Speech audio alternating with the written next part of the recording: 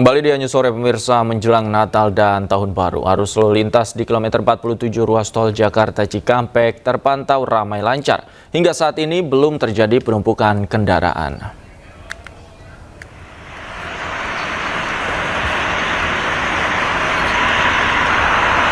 Ruas tol Jakarta Cikampek, tepatnya di kilometer 47, mulai ramai dipadati kendaraan pribadi. Kenaikan volume kendaraan terjadi akibat momen Nataru dan libur anak sekolah. Meskipun terjadi peningkatan, arus lalu lintas di kilometer 47 masih terpantau ramai lancar. Polisi sudah menyiapkan rekayasa lalu lintas yang bersifat situasional.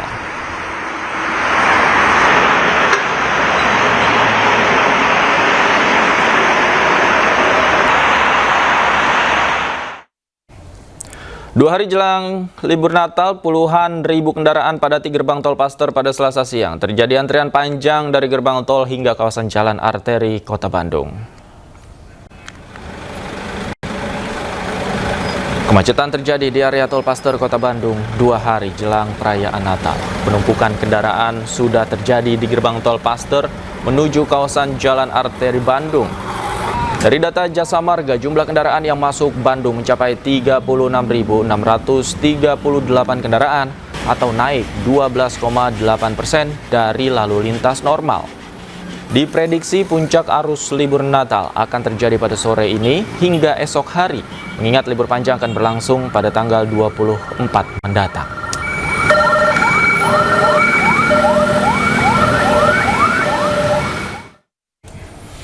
Dan pemirsa, untuk mengetahui informasi puncak arus libur Nataru selengkapnya, kami telah terhubung dengan Kakor Lantas Polri, Irjen Pol Agus Suryo Nugroho di Command Center Korlantas Polri kilometer 29 tol Jakarta Cikampek. Selamat sore, Pak Agus, apa kabar?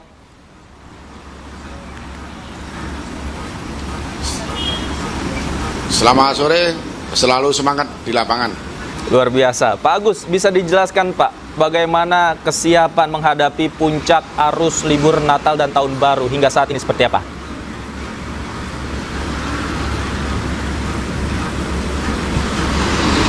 Pelaksanaan operasi Natal dan Tahun Baru atau operasi lilin ini sudah berjalan 3 hari.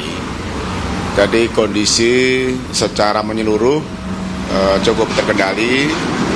Baru saja kami mendampingi Bapak Kapolri cek langsung ke stasiun Senen, ke terminal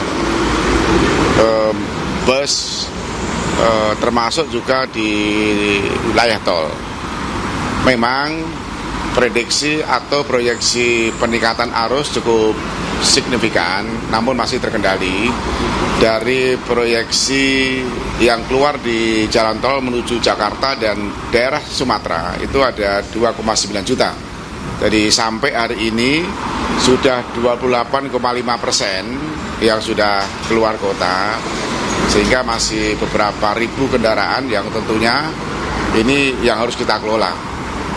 Termasuk juga yang berada di arteri ya, mungkin di Kota Bandung, Semarang, Surabaya ada peningkatan arus, tetapi secara skenario, cara bertindak masing-masing di lantas dan stakeholder sudah membuat skenario-skenario apakah alih arus atau mungkin kontraflow sampai mempersiapkan jalur-jalur alternatif.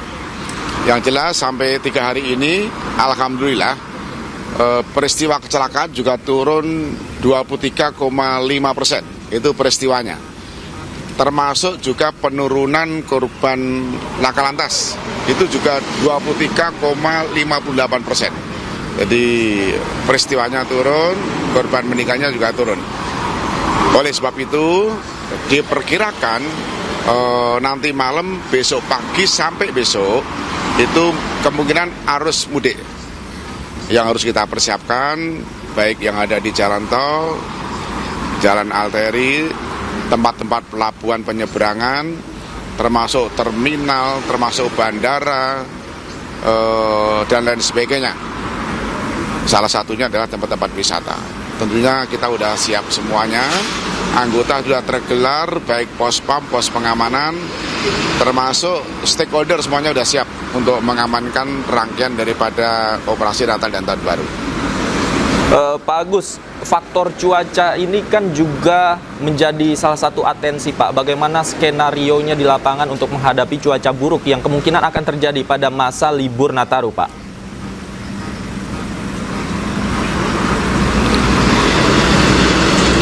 Skenario cara bertindak itu ada 3. Yang pertama adalah kondisi normal, bagaimana kita menggelar personil yang ada di tempat-tempat black spot ataupun tempat-tempat yang menjadi sasaran daripada operasi. Begitu warna kuning, cara bertindaknya mungkin kita harus melakukan intervensi rekayasa lalu lintas. Contohnya peningkatan arus yang cukup signifikan di jalan tol, ada bottleneck, ada rest area. Ketika parameter traffic accounting itu sudah menunjukkan 1 jam berturut-turut di kilometer 50A sejumlah 5.500, itu akan kita lakukan intervensi cara bertindak kontraflow lajur 1. Demikian juga masih ada peningkatan arus berturut-turut 1 jam di kilometer 50 itu 6.500, kita harus melakukan intervensi rekayasa lalu lintas ke lajur 2. Nah, setelah itu baru kita lihat perkembangan dari kilometer 47 sampai 70. Nanti akan kita lihat di Command Center 29 apakah pergerakan itu masih bagus. Tetapi kalau memang harus dilakukan intervensi one way, tentunya nanti akan kita putuskan. Itu yang ada di jalan tol ya. Kalau yang di pelabuhan, memang betul beberapa hari yang lalu kondisi ekstrim, gelombang besar, tidak bisa penyeberangan kendaraan ke Merak, ke Pakuani, sehingga terjadi antrian panjang. Pada saat antrian panjang ini, tentunya kita harus ada emergency plan. Jadi bagaimana kita menyimpan kendaraan-kendaraan itu ke buffer zone. Ketika dari Cikupa masih ada bangkitan arus, kita masukkan ke rest area. Jadi delay sistemnya di rest area dari 63, 43 sampai ke rest area 13. Itu ketika terjadi kondisi ekstrim. Termasuk juga kita monitoring bagaimana kondisi lalu lintas di Bali, di Medan, di Aceh yang sementara terdampak. Ini juga kita monitor. Jadi beberapa jalur sudah bagus, tetapi tetap kita monitor semuanya. Jadi sampai saat ini arus tidak terlalu signifikan dan masih bisa kita kendalikan. Baik, Pak, terakhir apa imbauan untuk para pemudik, Pak? Salah satunya juga pemudik yang mungkin menggunakan roda 2 untuk pulang ke kampung halamannya, Pak. Apa ada pesan-pesan, Pak?